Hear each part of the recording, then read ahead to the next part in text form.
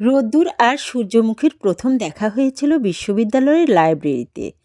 রোদ্দুর ছিল একটু চুপচাপ স্বভাবের, আর সূর্যমুখী ছিল প্রাণবন্ত, সব সময় হাসি খুশি। প্রথম দিনেই সূর্যমুখীর এক গুচ্ছ প্রশ্নের সামনে রোদ্দুর কিছুটা বিভ্রান্ত হলেও ধীরে ধীরে তাদের বন্ধুত্ব হয়ে গেল। বন্ধুত্ব ভালোবাসায় রূপ নিতে বেশি সময় লাগেনি।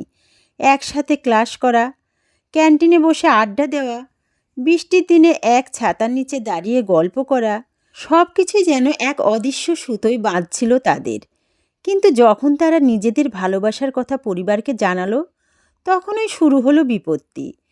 রোদ্দুরের পরিবার চাইতো সে পরিবারের পছন্দ মতো মেয়েকে বিয়ে করুক, আর সূর্যমুখীর পরিবার ছিল অনেক রক্ষণশীল। তারা চেয়েছিল সূর্যমুখী তাদের গোড়া নিয়ম মেনে চলুক। ভালোবাসার বিয়ে যেন অসম্ভব। দুজনেই পরিবারের বিরুদ্ধে গিয়ে পালিয়ে যাওয়ার কথা ভাবলেও সেটা তাদের পছন্দ ছিল না।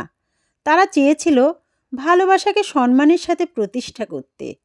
তাই ধৈর্য ধরে অপেক্ষা করতে লাগলো। প্রমাণ করতে চাইল যে তাদের সম্পর্ক কেবল আবেগ নয়, সত্যিকারের বন্ধন।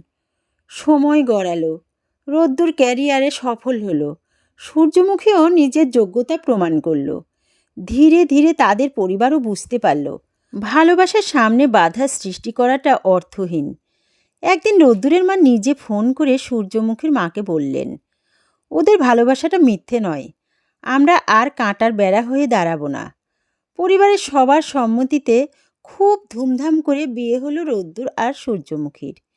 যেদিন তাদের বিয়ে হলো, সেদিন সূর্যমুখী তার প্রিয় রোদ্দুরের দিকে তাকিয়ে বলল, শেষমেশ আমরাই জিতলাম, তাই না?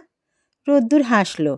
সূর্যমুখীর হাতটা শক্ত করে ধরে বলল, ভালোবাসা কখনো হার মানে না।